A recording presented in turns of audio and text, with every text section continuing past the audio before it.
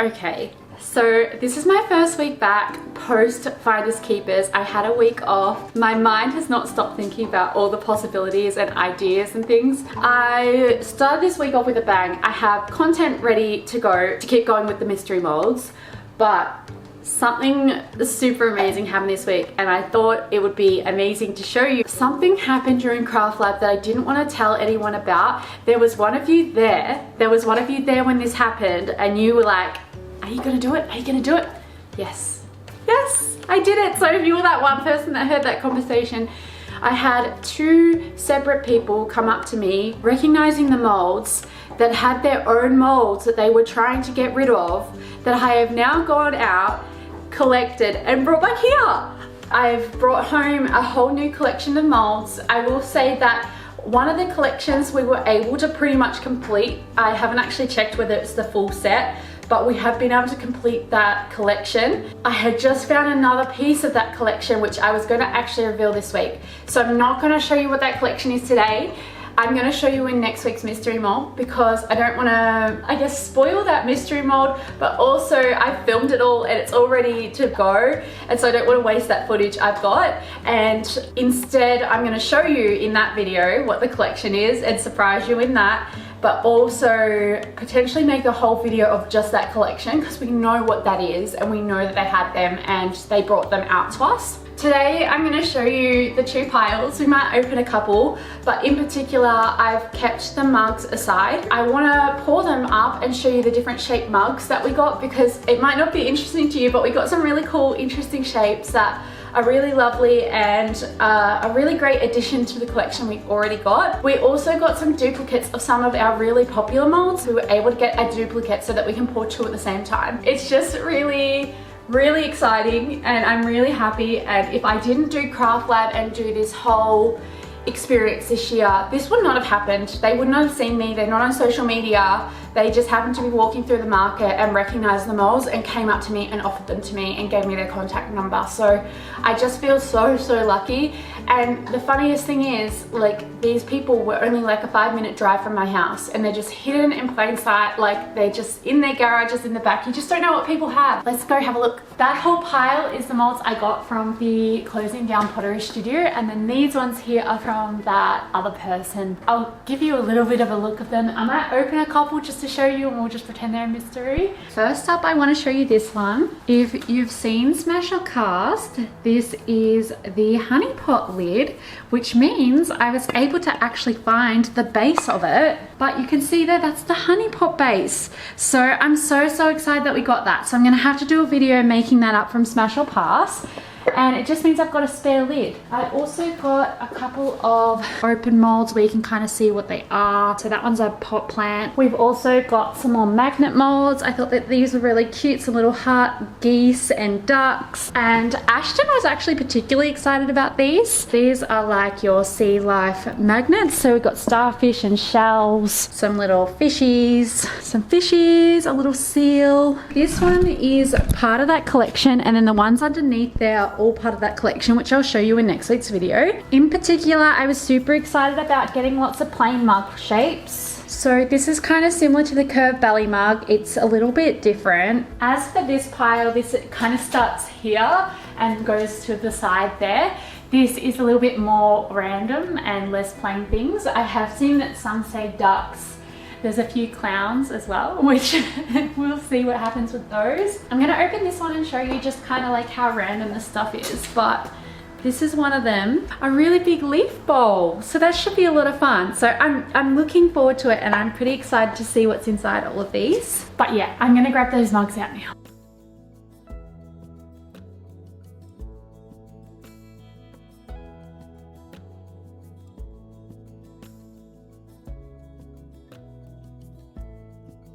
I was just cleaning them up gently and adding all the rubber bands so that they're ready to pour. And I noticed two in particular that are going to be interesting. The first one is, this one is a damaged mold. So it's really damaged. It might get stuck on the bottom because of that divot. This is the one that I'm actually thinking about not pouring. This base is pretty cool because it's got the Australian map on it, which is awesome. there is an issue. It was wobbly and I was like, oh, maybe I didn't put the side on right, but it is right because the little registration marks line up, but there's a complete gap. See, you can see daylight through that gap under here. That means if you can see daylight when you're pouring liquid in there, it's just gonna come straight out. What I might try is, usually what happens is if there is a bit of a gap, we've got a few molds that we work with that have a bit of a leak. So what can happen is the clay kind of blocks it up. I might even get some clay and shove it in there, but I'm just gonna see if it does leak. I'm pretty certain it's going to.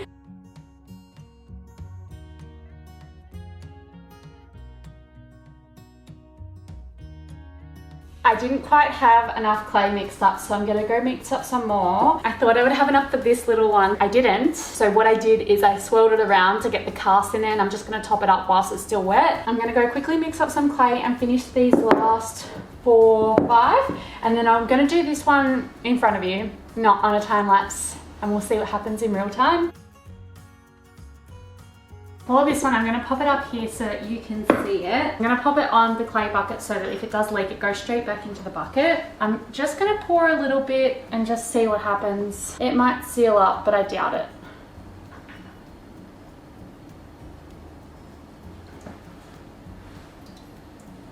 Yeah, it's leaking. As you can see, it's leaking from that gap I said it would. And the issue with that is that that's now going to become like really blue tacky and hard to pull apart. It's self-sealing like I said it would. So I'm going to pour it all up anyway so that we get a good cast from it and we can just have a look at what it was going to look like. But I think that this one's a bit of a dud mold. I'm going to start tipping them out now.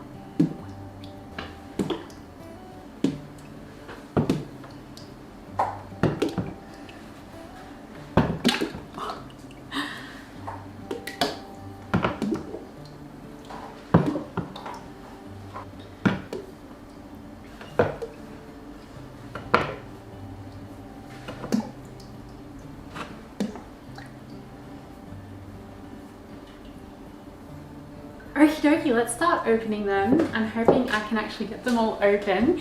They're going to be a little bit soft because I usually let these set for a lot longer, but I want to get this video out. Ooh, I love that. This mold actually says it's a stacking mold. It says stacking coffee cup, DM number 232, Duncan Ceramics from 1965. I reckon that might be one of the oldest molds I've got so far. 1965, wow. That's really cool. This one actually has 2 handle options. I've poured the more cursive one. I think I actually like the look of the other handle, but I didn't pour it up today. Because of the really good shape of this mug, you could also get away with not attaching a handle. And because it's so symmetrical, we could even use some of the other handles that we've got. This was the one I actually had to top up because I ran out of clay. So you can just see here, you can see the line where I have run out of clay. I love that this has the stacking ability. So I'm really happy with that shape. That is what it would look like with the handles. I feel like that's a finger rest. Yeah, like I feel like you'd put your finger on that. This is our second mug. Ooh, I love that. That is such an excellent shape. I can just sense how it's going to feel in your hand once it's finished. It's going to be lovely. It's almost very similar to the curved belly mug. So this is the curved belly mug that we've got already, but it sort of is a bit more tall and not as curvy. It's still got a lovely curve to it that can be really like a hug mug, but it's a bit more upright, which is really great in many ways because we can attach so much more to this because that curve's not such an aggressive move. The foot is really nice as well. This will be so much easier to glaze than the curved belly because the curved belly we do sponge down that rim, but this one's got a really defined rim. So all we'll have to do is put a little bit of wax on that or just sponge it straight off and it will be perfect for glazing too. So I'm really happy with this shape and I think we got a couple of these. This is the third mug. I have a feeling this might be similar to the second mug and I'm gonna try and pick all the ones out that I think are the same mug. Yeah, it's the same shape. I really love it. Opening it again feels just as nice as the first time. I think these two are also the same shape. Yay. This one is actually the broken one. So we'll have a look at the bottom, and then I think this is the only one left that's this shape. I've just pulled the bottom off, which is the broken part, and you can already see in the foot that there's evidence of the break. Oh, I don't think it wants to open. Okay. It's a slightly different shape. I have ripped it in half, stuck in the mold itself. It feels like it's set enough, but it's like real stuck in there. Probably just needs a little bit more time to set, but the handle shape is slightly different. It does feel less curvy in a way. The handle is definitely narrower and it looks more cauldron-y, like more upright than this one. Yeah, I don't know. I don't know how I feel about it. It's just a bit broken, and I know that it's only got a matter of time before we can't use it anymore. Okay, this one says mug with short handle, and I didn't actually pour the handle up because it was on the other side and I'd already cleaned my bucket out. Oh, that's awesome. I love that shape. This could be so great as a soup mug or even like a cauldron, and you could add so much to this to make it really spooky and Halloweeny because of its round bowl-like cauldron shape. I'm curious now because I'm wondering whether that does actually, so just pretend, that's the handle. See, the handle starts here. It's not really symmetrical with the bottom. So I'm wondering whether you do attach the bottom.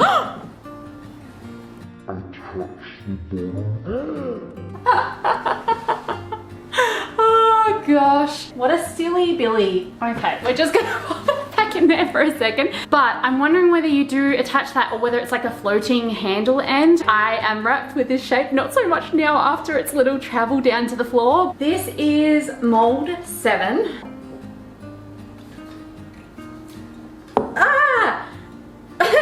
That is so cool. It's double handled. That is so great. I am so happy with this. This is a great sippy cup, but also for people with mobility differences, this is really great because they can hold it double-handed like this. I am happy with that. That is awesome. I've wanted a double-handled mold, and I'm glad that the handles are both attached already, so I don't have to do any attaching. The symmetry on either side. It reminds me of like the enamel cupware. This is number 8. This one has stoneware cups on the bottom, and it says 531A, so it might have another part. It's usually when they say A or B, it's because they've got a part to them. Maybe there's like a little plate that goes with it.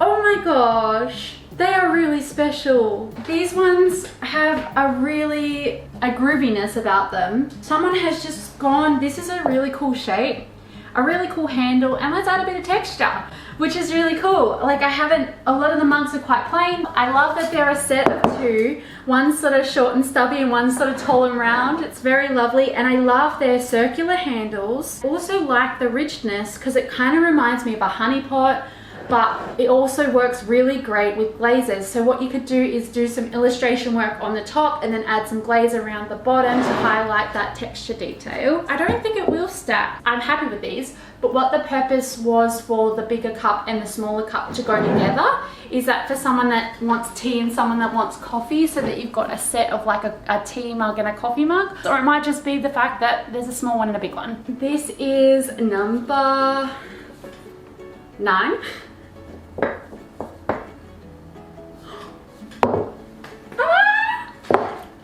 It's a wombat! Oh my gosh!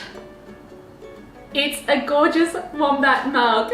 I am so happy with that. It's like it's a little emblem and I could put native flowers around it. I thought it was a plain mug. I feel like it kind of looks like a bear as well, but it definitely leans itself to a wombat a lot more, especially with my Aussie native flower work on it. It will definitely bring it in and how I paint it. It was like this mold was waiting for me. All right, number 10, and let's do the leaky one. It has leaked all down here, so it might be a little bit tricky to get the base off because it kind of acts like almost like a glue.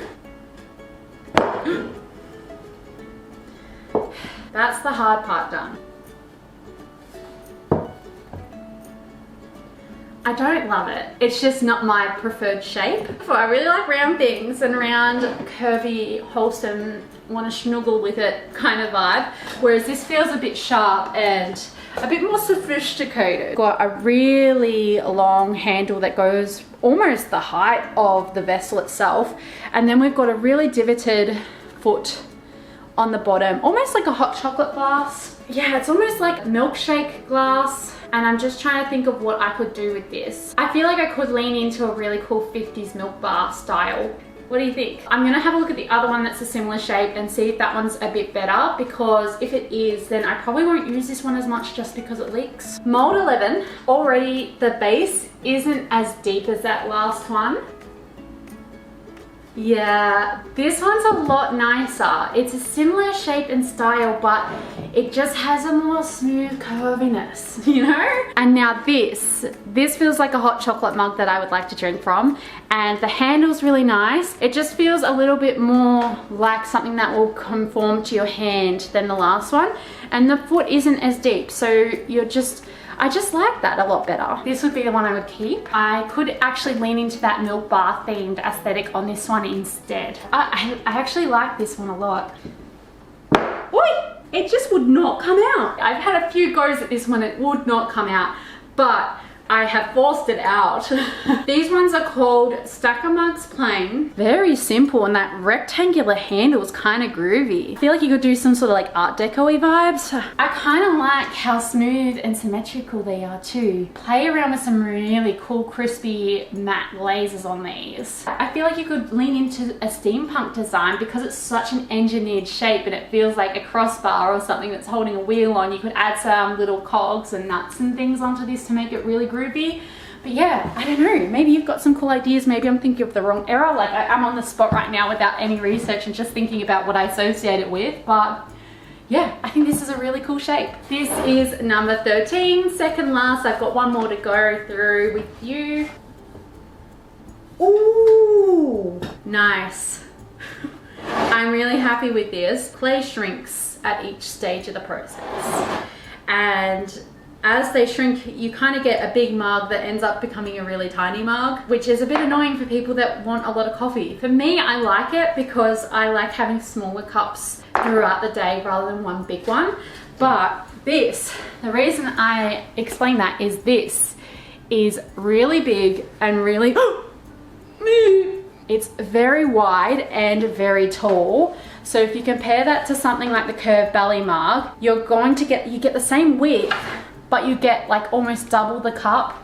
So this is for someone that drinks a lot more coffee. I'm gonna card that one because I dropped it. Okie doke. This is the lucky last mold. Thank you for getting this far if you watched this far. I hope that this was an enjoyable format of video. Please let me know. It's kind of similar to Smash or Pass, but instead we're just going through them and having a look.